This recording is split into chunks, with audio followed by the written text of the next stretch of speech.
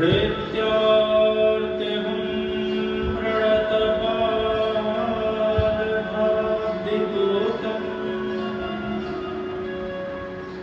वन्दे महापुरुष ते चरणारविन्दम् वंशी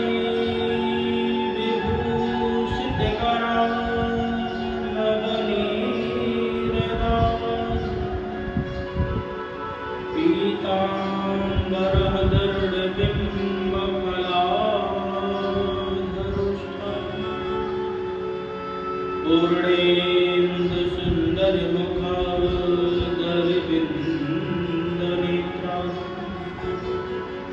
कृष्णात् परं किमपि तत्त्वमहं न जाने। नारायणं नमस्कृत्यं नरं चैव नरोत्तमं देवीं सरस्वतीं व्यासं ततो जयमुदीरयेत्। भक्ति भक्त भगवन्ते गुरु चतुर्नाम बपुएक इनके पद बंदन किए सुनाशत विघ्न अनेक। शब्दारण्य को छोड़ के आयु तेरे हे यशोमति के लाडले जरा मेरी ओर निहार। आइए हनुमंत बिराजिए कथा कहूँ मति अनुसार। प्रेम भरी गादी धरूं सुबिराजिए पवने कुमार। सुबिराजिए पवने कुमार। बोल कृष्ण कन्हैया लाल की है, बांके बिहारी लाल की है। श्रीमद्भागवत महापुराण की है, सच्चिदानंद भगवान की है। रासरासेश्वरी श्री राधा रानी की है। पूज्य शरण सद्गुरुदेव स्वामी श्री गीतानंद जी महाराज की है।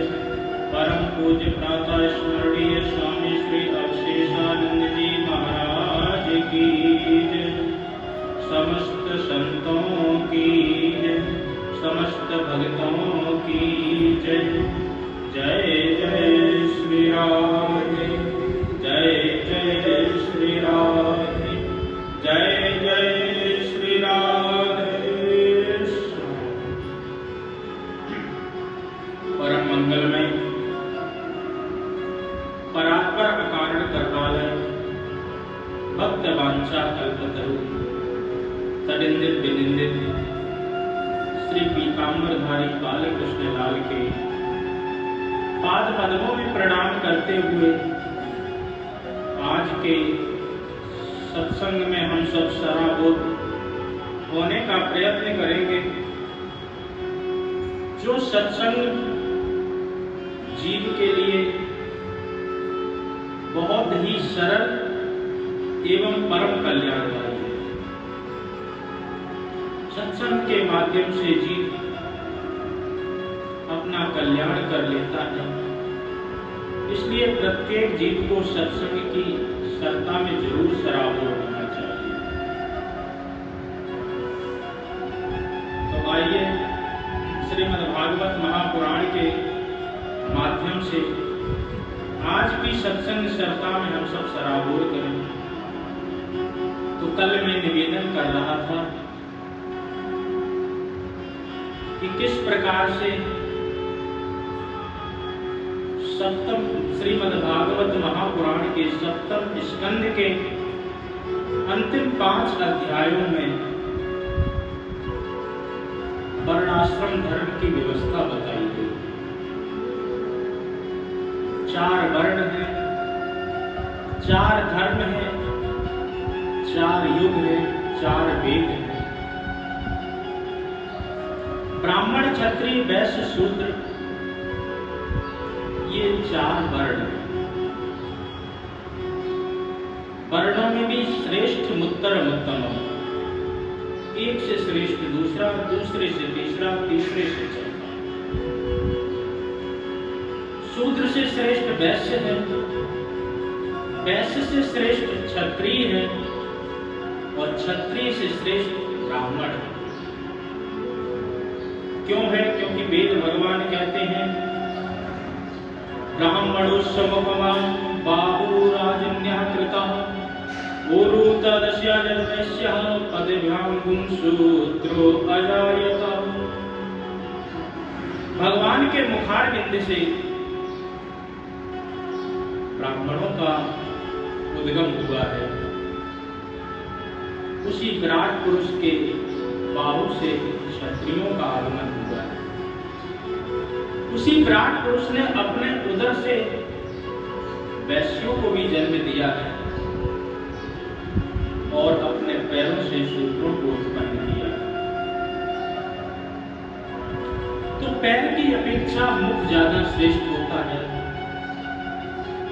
या ऐसे समझो पैर की अपेक्षा हमारा पेट ज्यादा श्रेष्ठ है, पेट की अपेक्षा बाहुबल ज्यादा श्रेष्ठ है और बाहु की अपेक्षा ये ऊपर का जो मस्तिष्क है ये ज्यादा श्रेष्ठ है। तो इसलिए एक से एक श्रेष्ठ होते हैं और ये हमारे सनातन धर्म के 4 स्तंभ हैं। ये वर्ण व्यवस्था यदि नहीं होती तो बड़ी कठिनाई हो जाती समाज को अच्छी तरह रखने में, अच्छी तरह संभालने में या उनको समझाने में। ब्राह्मण को भगवान ने कार्य दिया कि आप जाओ, सभी को वेद विद्या पढ़ाओ, यज्ञ आदि करो और दूसरों से भी करवाओ। दान के माध्यम से अपना भरण पोषण करो और उसी दान में से दूसरे को दान देने का भी प्रयत्न करो। तो ये ब्राह्मण की परिभाषा बताई गई है। इसी प्रकार से क्षत्रिय है, क्षत्रियों को भगवान ने अपना कर्तव्य दिया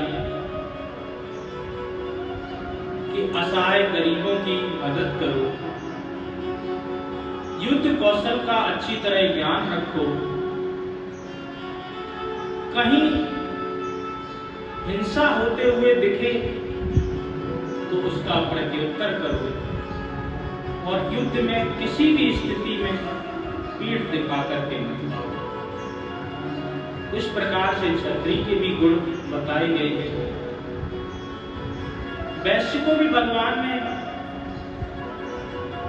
ऐसी व्यवस्था दी कि समस्त जीवधारियों के उदर भरने का कार्य उनको सौंप दिया है कि किस प्रकार से आप समस्त जीवों के लिए अन्नोपार्जन के लिए खेत आदि में काम करें, व्यापार करें और व्यापार करके सभी जीव जंतुओं के पेट भरने का पालन करें।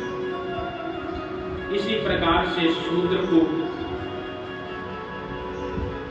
तीनों वर्णों की और अपने से जो श्रेष्ठ है उनकी भक्ति और सेवा करने का वरदान दिया। तो इस प्रकार से ब्राह्मण, क्षत्रिय, वैश्य, शूद्र इस समाज में पूरी तरह बैलेंस्ड है, अच्छी तरह चल रही है। मानो वर्ण व्यवस्था नहीं होती तो कल्पना करो कि जिस देश में सारे ही राजा हो जाएं तो वहां व्यवस्था बिगड़ जाएगी, या फिर सारी प्रजा हो जाए तो न्याय शासन भंग हो जाएगा। तो इसलिए परमात्मा ने पहले ही विचार किया, 4 वर्णों को उत्पन्न किया और ये वर्ण गुण और कर्म के हिसाब से बनाए चातुर्वर्ण्यम मया सृष्टम गुण कर्म विभागसा। गुण और कर्म के अनुसार चारों वर्णों को उत्पन्न किया। इसी के साथ साथ में 4 आश्रम हैं। जीव को आश्रम के माध्यम से मानो व्यवस्थित किया जा रहा है कि वो अपने जीवन को किस प्रकार से सुचारू रूप से चला सके। तो सबसे पहला ब्रह्मचर्य आश्रम का व्याख्यान किया कि व्यक्ति को अपने 25 वर्ष पूरी निष्ठा के साथ में अपने शरीर को संयमित रखते हुए ब्रह्मचर्य का पालन करना चाहिए। जो व्यक्ति अच्छी तरह ब्रह्मचर्य का पालन करेगा तो फिर उसका दूसरा जो गृहस्थ आश्रम है वो भी सुचारू रूप से चल सकेगा। जब पहले ही उसकी इंद्रियां सब शिथिल हो चुकी होंगी, मन में कोई इच्छा आकांक्षा नहीं होगी, शरीर में शक्ति नहीं होगी, तो सुख आदि को क्या भोग पाएगा। इसलिए हमारे सनातन धर्म में पहला ब्रह्मचर्य आश्रम है जिसकी आयु 25 वर्ष निर्धारित की गई। दूसरा गृहस्थ आश्रम है। 25 वर्ष के बाद में अगले जो 25 वर्ष हैं उसमें अपनी अर्धांगिनी के साथ में विवाह करो और जो संतानोत्पत्ति का क्रम है उस क्रम में चलते हुए अपने ऋणों से मुक्त होने का भी प्रयत्न करो। देव ऋण, ऋषि ऋण और पितृ ऋण ये जीव के ऊपर होते हैं। तो भगवान की पूजा आराधना करके जीव देव ऋण से मुक्त हो सकता है। यज्ञ आदि करके वो ऋषि ऋण से या शास्त्रों का अध्ययन करके ऋषि ऋण से मुक्त हो जाता है।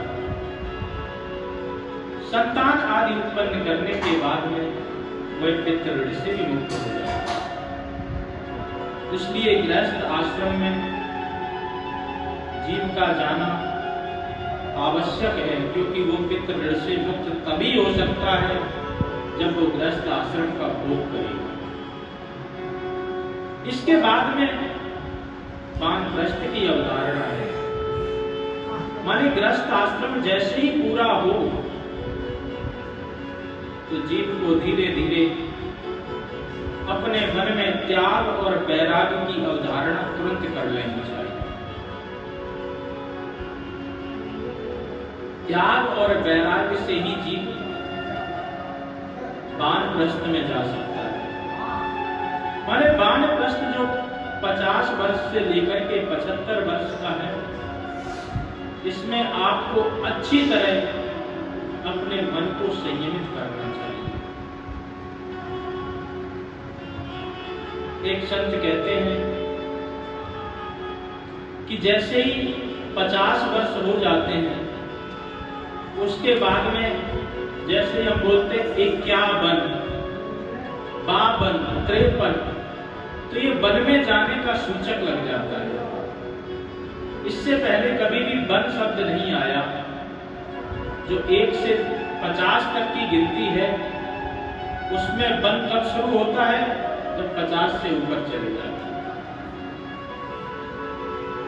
तो 58 तक जब व्यक्ति वन नहीं जाता है तो उसके बाद में अगले वर्ष कहने लगते 59, अरे 60, अब तो तू चला जा। 61, 62, 63, फिर 60 वाली श्रेणी में वो आ जाता है। आम भाषा में भी लोग कहने लगते हैं कि ये तो सटिया गए।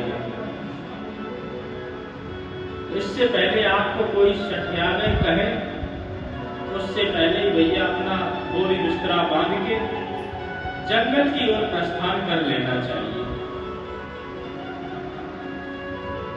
वानप्रस्थ आश्रम में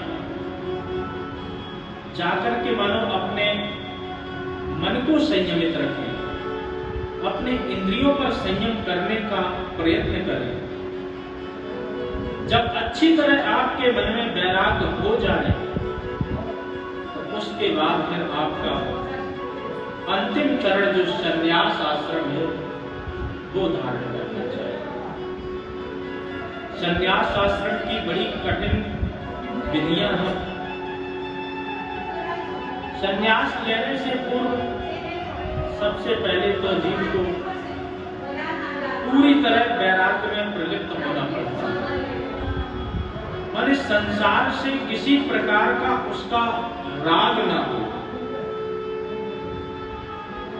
अपने यहां तक कि अपने शरीर से भी उसको मोह ना हो। इसलिए जो सन्यासी लोग होते हैं वो गुरु परंपरा के माध्यम से उस विजया यज्ञ को करने के बाद शरीर रूपी अपने शरीर, वस्त्र रूपी अपने शरीर को भी त्याग देते हैं। माने अपना सारा क्रियाकर्म कर लेते हैं, तब वो कहीं सन्यासी बनते हैं। ऐसा क्यों किया जाता है? तो आदि शंकराचार्य जी की जो परंपरा है उसमें यही है कि आपको किसी भी प्रकार से सुख दुख के कर्मों में आप प्रलिप्त ना हो, शरीर से आपको मोह ना हो, तो इसलिए अपना क्रियाकर्म पहले ही कर दो। तो सन्यासियों का जीवन बड़ा ही नीरस होता है, किसी प्रकार का रस नहीं। और रस जब उनको मिलता है तो उस रस से फिर वो बाहर निकलना ही नहीं चाहते। वो तो केवल और केवल परमात्मा रूपी रस को ही चाहते हैं। संसार के भोग आदि को वो तो तुच्छ मानते हैं, उसमें उनको किसी प्रकार की रुचि नहीं। सन्यासियों के नियम है 5 घर से ज्यादा छठे घर में भिक्षा नहीं मांगनी चाहिए। 3 दिन से ज्यादा जिन 5 घरों में भिक्षा मांग ली उन घरों में 3 दिन से ज्यादा नहीं जाना चाहिए। जब ज्यादा जीव जो सन्यासी व्यक्ति जब ज्यादा रोज रोज उन्हीं घर का भिक्षा पान करेगा, उन्हीं घर में भिक्षाटन करेगा, उन्हीं घर में जाकर के उनका अन्न खाएगा, तो उनके सुख और दुखों से भी वो बच नहीं पाएगा, वो भी उसको प्रभावित कर देंगे। इसलिए केवल और केवल 5 घर और 3 दिन से अधिक नहीं। जो कुछ मिल जाए उसी में अपना यापन करें। नियम को और बढ़ाना चाहे तो बोले लकड़ी के बर्तन में या फिर मिट्टी के बर्तन में भोजन करें। इसी नियम को जब और सन्यासी लोग बढ़ाते हैं तो केवल और केवल केले के पत्ते तक सीमित हो जाते हैं। कई लोग तो इस नियम को और भी आगे लेकर के जाते हैं, बोले परमात्मा ने ये हाथ रूपी कटोरा इतना अच्छा दिया है, हम तो इसी का ही उपयोग करेंगे। तो ऐसे संत सन्यासी जन कर्पात्री के नाम से करते हैं। इस प्रकार से सन्यासियों की भी अपनी धारणा है। सन्यास जीवन कठिन है। सन्यासियों में भी दंडी सन्यासी भी होते हैं। आदि शंकराचार्य जी कहते हैं दंड ग्रहण मात्रेण नरो नारायणो भवेत्। जब वो दंड ग्रहण कर लेते हैं संन्यास लेकर के, वो सब दंडों से ऊपर हो जाते हैं। वो न्याय दंड से भी ऊपर हो जाते हैं, राजदंड से भी ऊपर हो जाते हैं। उनको साक्षात नारायण की ही पदवी मिल जाती है। इसी प्रकार से जो दंड ग्रहण नहीं करते वो भी भगवान के ही रूप हैं। भगवान से किसी ने पूछा स्वरूप क्या है प्रभु? तो भगवान कहते हैं बस मेरे दो स्वरूप। एक तो मंदिर आदि में आपको प्रतिष्ठित जो स्वरूप दिखते हैं, एक मेरा वो स्वरूप है, और दूसरा जो सन्यासी के रूप में जीव चलते हैं, जो सन्यासी विचरण करते हैं, ये भी मेरा ही स्वरूप है। द्वे रूपे वासुदेवस्य चल अचल में वचा, चलम ही सन्यासनम रूपम, अचलम तो प्रतिपादकम। बोले चलम ही सन्यासनम रूपम, जितने ये सन्यासी जन चल रहे हैं ये मेरा ही रूप है। और अचलम तो प्रतिपादकम, जो अचल स्वरूप है वो आपको मंदिर आदि में मूर्ति के रूप में दिख जाते हैं। तो सन्यासी साक्षात परमात्मा के ही समकक्ष होने का नाम सन्यासी। जीव सन्यासी बनता कब है?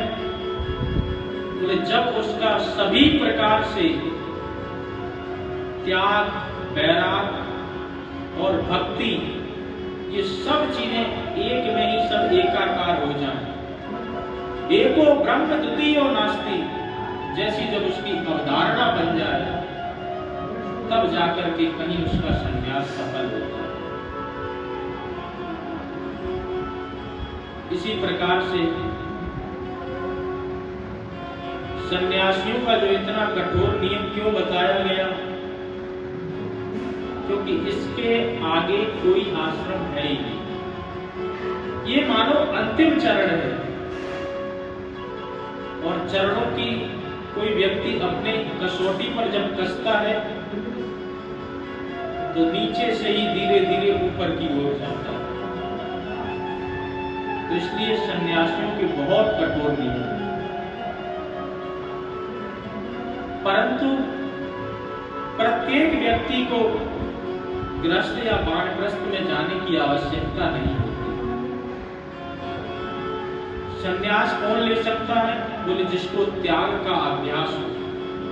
वानप्रस्थ में कौन जाते हैं? बोले त्याग का अभ्यास करने के लिए लोग जाते हैं।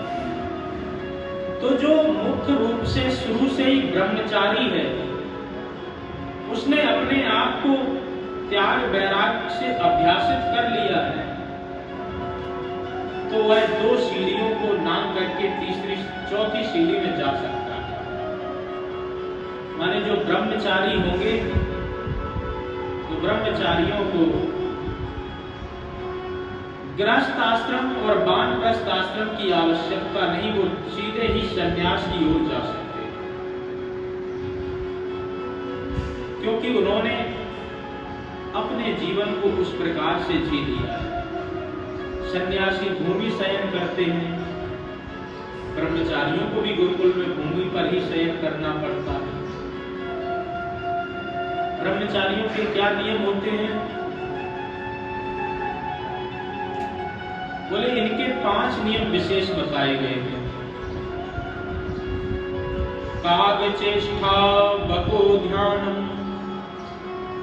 स्वान निद्रा तथैव च, अल्पाहारी ग्रहत्यागी, विद्यार्थी पंच लक्षण। जो विद्यार्थी होते हैं इनके विशेष 5 लक्षण। काग चेष्टा, कौवे जैसी इनकी चेष्टा होनी चाहिए। माने कौवा जिस चीज को प्राप्त करने की कोशिश करता है और अंत में जब तक प्राप्त नहीं कर लेता तब तक वहां पर उमड़ घुमड़ करके वहीं रोका रहता है। दूसरा नियम है कि अपनी निद्रा पर संयम रखें। जिस प्रकार से कुत्ते की निद्रा होती है, जरा सी आवाज में तुरंत जग जाता है, वैसे ही बटकों को, ब्राह्मण विद्यार्थियों को अपने निद्रा का पालन करना चाहिए। तीसरा नियम बताते हैं बको ध्यान। बगुला एकांत में ऐसा बैठा रहता है और एक पांव पे बैठा रहता है। मछलियां भी सोचती हैं चलो बहुत बड़े सिद्ध संत आए हैं, दर्शन कर लो चल करके। परंतु जब तक मछली पूरी तरह पास नहीं आ जाए तो बगुला बिल्कुल शांत रहता है। तो जैसे ही मछली आई तो तुरंत गोविंदाय नमो नमः, तुरंत उसको खा लेता है। तो इसी प्रकार से ब्राह्मण बच्चों के जो नियम है, अपो ध्यान, अपना ध्यान इतना एकाग्रचित्त कर ले अपनी विद्या के प्रति, भक्ति के प्रति, त्याग और वैराग्य के प्रति, जैसे बगुला ध्यान में बैठा रहता है। अल्पाहारी, कम भोजन करे और गृह त्यागी, घर से दूर रहे। इसी प्रकार से सन्यासियों के भी नियम है, घर से किसी प्रकार का मतलब नहीं रखना, कम भोजन करना। तो कुछ लक्षण सन्यासियों के और ब्रह्मचारियों के घटित होते हैं और कुछ लक्षण जो घटित नहीं होते वो सन्यासी बनकर के अपने आप को उस कसौटी पर कस सकते हैं। इसलिए जो ब्रह्मचर्य का पालन करते हुए अपने आप को गूढ़ बैरागी बना लेता है तो फिर उसको गृहस्थ और वानप्रस्थ में जाने की आवश्यकता ही नहीं होती है। वो सीधे ही ब्रह्मचर्य से ही संन्यास की ओर चला जाता है। और जिन लोगों को वैराग्य नहीं हो पाया वो प्रेम से अपना गृहस्थ आश्रम हो गए, उसके बाद में वानप्रस्थ में जाकर के अपने मन में वैराग्य को लेकर के आए, फिर वो संन्यास धारण करें। इस प्रकार से 4 वर्णाश्रम हैं। इन चारों आश्रमों में जीव को बहुत अच्छी तरह अपनी 25-25 वर्ष की आयु निर्धारित कर लेनी चाहिए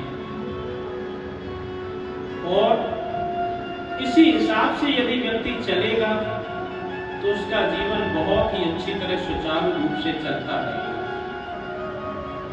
मनमानी करता है जब जीव तो फिर उसके जीवन में बहुत उथल-पुथल होने लगती है, क्योंकि उसने अपने जीवन को संयमित नहीं बनाया।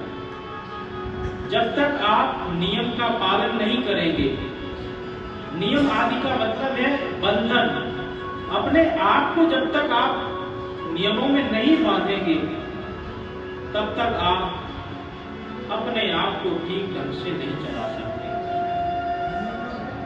इसलिए 4 आश्रमों को बहुत अच्छी तरह समझ करके उसी में जीने का प्रयत्न करना चाहिए। यही वर्ण व्यवस्था का विचार है, यही आश्रमों का विचार है। तो इस प्रकार से श्रीमद्भागवत महापुराण के 7वें स्कंद के अंतिम 5 अध्यायों में बहुत विस्तार पूर्वक इनका वर्णन किया गया है। किस प्रकार से आगे आप कथा सुनेंगे दत्तात्रेय भगवान की, कि किस प्रकार से दत्तात्रेय जी महाराज ने इस प्रकृति को ही अपना गुरु बनाकर के उससे ज्ञान प्राप्त कर लिया। जहां पर उनको लगा कि यहां से मुझे कुछ ना कुछ ज्ञान मिल सकता है, तुरंत उन्होंने गुरु बनाया और ज्ञान को धारण कर लिया। पृथ्वी से सहनशीलता, अग्नि से तेज तत्व आगे आप कथा इसकी विधिवत सुनेंगे। तो प्रत्येक सन्यासी को दत्तात्रेय भगवान का अनुगमन करना चाहिए, उनसे जरूर कुछ न कुछ सीख लेना चाहिए। इस प्रकार से जब वर्णाश्रमों के बारे में बताया तो परीक्षित महाराज जी ने पूछ दिया, महाराज हमने सुना है कि ये मनवंतर भी कुछ होते हैं, इनका भी थोड़ा बखान करें। श्री सुखदेव जी महाराज कहते हैं कि जो मनवंतर हैं,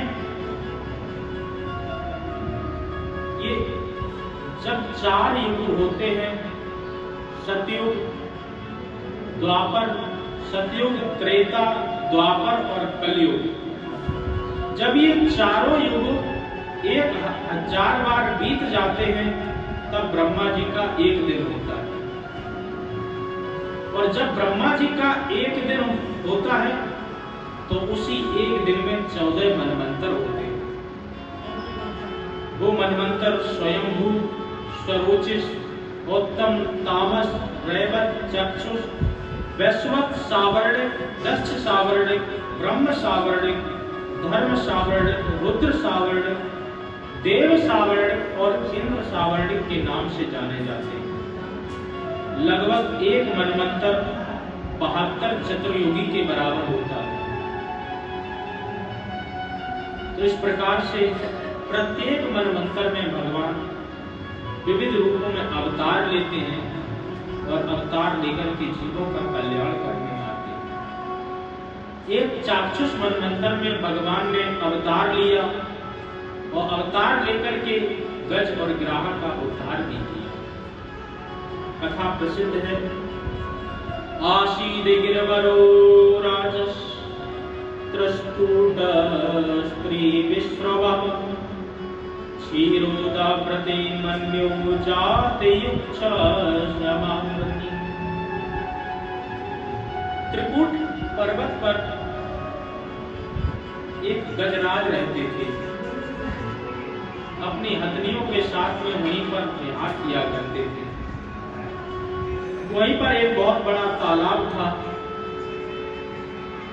उस तालाब में, सरोवर में आकर के अपने हाथनियों के साथ में वहीं विहार करते थे, वहीं पानी पिया करते थे। उसी सरोवर में एक ग्राह भी रहता था। तो जब देखा, एक दिन हाथी आकर के बहुत जोर से पानी में खलबली मचाने लगा। ग्राह क्रोधित हो गया और क्रोधित होकर के उसने उस हाथी के पैर पकड़ लिए। जब उस हाथी के पैर पकड़ लिए तो हाथी सोचने लगा, ये छोटा सा जीव हमारा क्या कर लेगा। बहुत देर तक उसी सरोवर में खेलता रहा। अंत में जब चलने के लिए उसने पैर छुटाने की कोशिश की तो पैर नहीं छुड़वा पाया। बहुत कोशिश की, अभी भी नहीं छूटा। तो अपनी हथनियों से कहा कि मेरी मदद करो, मेरा पैर छुड़वाओ। हथनियों ने भी सूंड में सूंड फंसा करके पैर छुटाने की कोशिश की, परंतु उन हथनियों से भी हाथी ने उस ग्राह से अपना पैर छुड़वा ही नहीं पाया। जब बहुत समय बीत गया तो हथनियां वहां से जाने लगी। जब हथनियां वहां से जाने लगी तो हाथी कहने लगा, अरे भाई हथनियों, हमने तुम्हारे साथ इतना समय बिताया, आज हम परेशानी में आ गए तो तुम मुझे छोड़ करके जा रही हो। हथनियों ने जवाब दिया, महाराज तुम तो फंसे हो, तुम्हारे चक्कर में हम क्यों भूखे मरे। इतनी बात सुनकर के हाथी को बैराग हो गया। जब हाथी को बैराग हुआ तो मनी मन में विचार करने लगा कि संसार में हम तभी तक काम के हैं जब तक हम किसी के काम के, तभी तक हमारी पूछ है, इसके बाद हमारी कोई पूछ नहीं। मनी मन विचार करने लगा, प्रीतम जान लियो मन माही, अपने ही सुख में ही जग बांधियो, कोहू काहू को नाही। प्रीतम जान लियो मन माही, सुख में आन सब ही मिल बैठत, रहत चहूँ दिस घेरे। विपत पड़ी सबई संग छाड़त, को न आवत मेरी, प्रीतम जान लियो मन मार। जब संकट आता है तो कोई भी साथ नहीं देता है, घर परिवार भी छोड़ करके चला जाता है। जब थोड़े से ज्यादा बीमार हो जाओ तो घर परिवार वाले भी ऐसे ही सेवा करते हैं। एक बार पानी मांगो तो कम से कम 15-20 मिनट के बाद ही आपको पानी मिलता है। जिनके लिए आपने अपना पूरा जीवन लगा दिया, अपने सारे सुखों को त्याग दिया, और जब उन्हीं बच्चों से हम अपेक्षा करते हैं और वो हमारी उपेक्षा करते हैं तो फिर हमें कितना कष्ट होता है। तब हमें समझ में आता है कि संसार में कोई किसी का नहीं है। तो इसलिए समय रहते हुए ही इस बात को समझ लेना चाहिए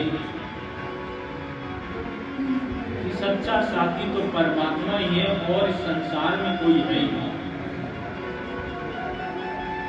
तो जब इस प्रकार से हाथी ने विचार किया कि इन हथियों के साथ हमने कितना विहार किया, कितना आनंद किया, आज ये सब मुझे छोड़ करके जा रही है, तब उसको विस्मरण आया कि सच्चा साथ तो परमात्मा का ही है, इस संसार का सच्चा साथ नहीं है। जब तक आपके पास में धन दौलत है तब तक आप इस संसार के काम के हैं। धन दौलत आपकी चली गई, जैसे ही आपने जो आपके खेत खलियान आदि हैं, जैसे ही इनकी रजिस्ट्री आपने बेटा बेटी के नाम की, वहीं से आपकी पूछ खत्म। फिर आप उनके लिए बोझ बन जाते हैं। जब तक पैसा पास में प्यार करे संसार, बिन पैसा पूछे नहीं सुतदारा परवार। आपका पुत्र भी आपसे जो इतना प्रेम करता था, आपके आने की प्रतीक्षा करता था, आपकी पत्नी भी आपके आने की प्रतीक्षा करती थी, जब तक आप आते नहीं थे भोजन नहीं करती थी। आज जब आपके पास में पैसा नहीं है तो न बेटा साथ दे रहा, न बेटी साथ दे रही, न पत्नी ही साथ दे रही है। तो पूछ आपकी नहीं है, पूछ आपके पैसे की है। और पैसा इतनी आवश्यक वस्तु है कि उसके बिन कोई काम चल ही नहीं सकता। तो इसलिए पैसा भी कमाओ, पैसे के साथ साथ उस हरि को न भूल जाओ, उस परमात्मा को भी याद रखना। यदि पैसा नहीं होगा तो आपको ताने ही मिलेंगे। पैसा बिन बाप कहे बेटा तो कपूत भयो, पैसा बिन भाई कहे बंधु दुखदाई है, पैसा बिन नारी कहे निकटू के पाले पड़ी, पैसा बिन सास कहे काहे को जमाई है, पैसा बिन यार पास, पैसा बिन भगनी पास, पैसा बिन देव नहीं करते सहाय है, कहते गरीब दास पैसा तुम रखो पास, पैसे के बिना मुर्दे ने लकड़ी नहीं पाई है। इसलिए पैसा बहुत आवश्यक है। टका धर्मम टका कर्मम टका ही परमम तपा, यश ग्रहे टका नास्ति आ टका टक टकायते। जिनके यहाँ पर पैसा नहीं होते फिर वो इधर ही उधर टकटकाते रहते हैं। इसलिए पैसा बहुत जरूरी है। परंतु पैसा ही जरूरी नहीं है। पैसा कमाते कमाते उस परमात्मा के प्रति भी हमें विचार करना चाहिए। ये पैसा आज है, कल नहीं रहेगा, तो कल फिर आपका कौन साथी होगा, इसके बारे में भी हमें विचार करते रहना चाहिए। तो आज जब हाथी को पूरी तरह वैराग आ गया, समझ लिया कि अब संसार में मेरा कोई नहीं है, तो तुरंत परमात्मा को याद करने लगा। ओम नमो भगवते तस्मै यत एचित्तदात्मकं पुरुषादि बीजाय परेशाय धीमहि। हाथी ने भगवान की स्तुति की, परंतु इस स्तुति में किसी देवी देवता का नाम नहीं लिया। जब किसी देवी देवता का नाम नहीं लिया तो कौन आए? भगवान ने सोचा जब किसी का नाम नहीं ले रहे तो इसका मतलब वो मेरा ही नाम ले रहा है। जिस माल पे किसी का नाम नहीं होता वो माल सरकारी खजाने में चला जाता है। तो ऐसे ही जब किसी देवी देवता का नाम नहीं लिया तो परमात्मा ने सोचा कि ये तो मेरा ही भजन कर रहा है, मुझे ही पुकार रहा है। तो तुरंत भगवान अपने गरुड़ पर आरूढ़ होकर के उस गजेंद्र के सामने पहुंच गए। जैसे ही गजेंद्र के सामने पहुंचे और गजेंद्र ने देखा कि नारायण स्वयं आ रहे हैं, तो अब नारायण का नाम लिया। सोन्ता सुरश्वलेन गृहीत आतो दृष्ट्वा गतिं हरिं कम उपत्य चक्रम् उत्थाय साम्बुजकरं गिरमाय कृच्छ नारायणाय खिल गुरु भगवन् नमस्ते। जैसे ही देखा कि परमात्मा साक्षात हमारे पास में ही आ रहे हैं, तो तुरंत अपनी सूंड से कमल का फूल तोड़ करके भगवान के चरणों में चढ़ा दिया।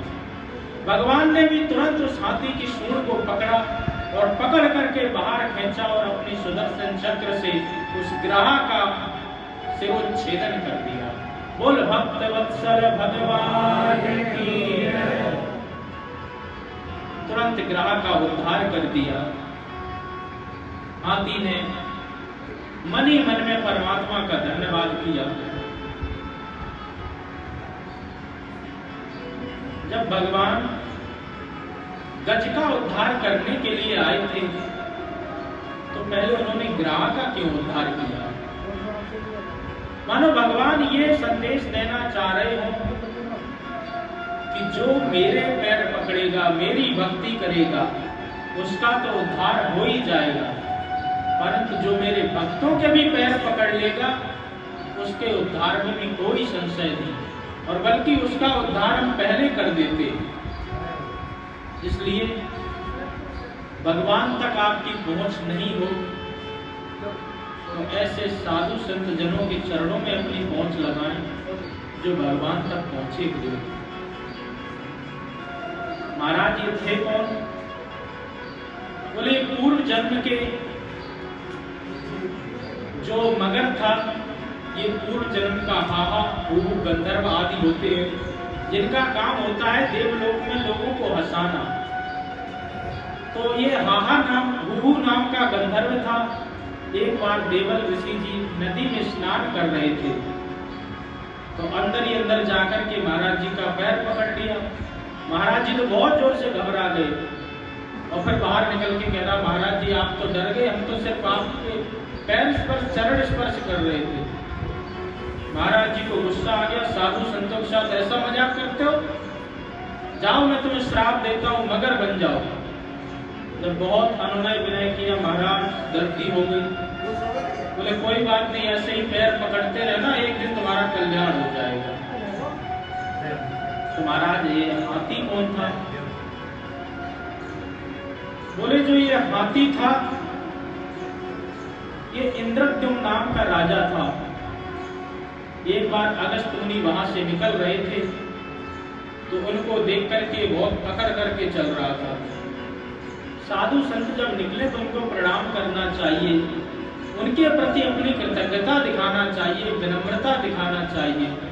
बोले बहुत अकड़ करके चल रहा था तो अगस्त्य मुनि जी को गुस्सा आया, श्राप ही दे दिया कि तू हाथी जैसे चल रहा जा, तू हाथी ही बन जा। उस प्रकार से ये हाथी और ग्राह बना।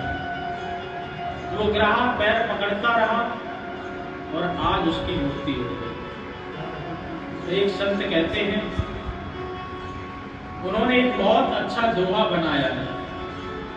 यदि इस दोहे का अर्थ ठीक ठीक से समझ जाओगे तब तो ये दोहा आपको समझ में आ जाएगा, और नहीं समझ पाए तो आपको लगेगा कि इस दोहे में सब गलत सलत बातें हैं। बोले पाप करे प्रभु जी मिले और पाप करे सुख होए, पाप करे मुक्ति मिले, सो भैया पाप करो सब कोई। पाप करे प्रभु जी मिले, क्या पाप करने से प्रभु मिल जाते? और पाप करे सुख होए और पाप करे मुक्ति मिले, तो भैया पाप करो सब कोई। क्या पाप किसी को मुक्त कर सकता है? बोले नहीं नहीं महाराज, मेरा तात्पर्य ये था कि पाप पकड़े, पा माने पैर, पाप पकड़े प्रभु जी मिले। जब आप पैर पकड़ोगे साधु संत जनों के, भक्तों के, तो आपको परमात्मा मिलेगा। इसी प्रकार से पाप करे, पाप पकड़े प्रभु जी मिले, पाप पकड़े सुख होए, परमात्मा के पैर पकड़ोगे सुख मिलेगा, पाप पकड़े मुक्ति मिले, तो भैया पाप पकड़ो सब कोई, सभी कोई परमात्मा के चरणों को पकड़ो। परमात्मा के चरण नहीं पकड़ सकते, परमात्मा के भक्तों के चरण पकड़ो। दासो हम कौशलेंद्रस्य, यदि परमात्मा के दास सीधे नहीं बन सकते तो फिर दास बनने की कोशिश करो, उनके दासों के अनुदास बनो, तो परमात्मा बहुत जल्दी रीझ जाते हैं और उन पर कृपा भी कर देते हैं। तो इस प्रकार से आज ग्राह और गज दोनों का ही भगवान ने उद्धार किया। इस प्रकार से अनेक मन मंत्रों में भगवान आते रहते हैं और आकर के उद्धार करते रहते हैं। अगले मनमंत्र में भगवान ने समुद्र मंथन करके इसमें 3 अवतार लिए, और 3 अवतार के साथ साथ में दैत्य और देवताओं में बड़ा भयंकर संग्राम भी हुआ। देवताओं को इसमें अमृत भी मिला, समुद्र से 14 रत्न निकले, एक एक रत्न का बंटवारा भी हुआ। इस प्रकार से भगवान अनेक अवतार लेते हैं। तो समुद्र मंथन की जो कथा है वो कल आपको हम समय पर श्रवण कराएंगे। आज तो समय आप लोगों के भोजन प्रसाद का हो गया है, तो इसलिए भोजन के बिना भी काम नहीं चलेगा। तो इसलिए आज यही हम अपनी वाणी को विश्राम करते हैं। तो जय घोष के साथ में आप सब अपनी वाणी को पवित्र करें। बोलवान के श्री गीता बिहारी लाल की, श्री सद्गुरुदेव महाराज की, सच्चिदानंद भगवान की, स्वामी श्री गीतानंद जी महाराज की, श्री स्वामी अवशेषानंद जी महाराज की, सभी संत महापुरुषों की, सभी भक्त जनों की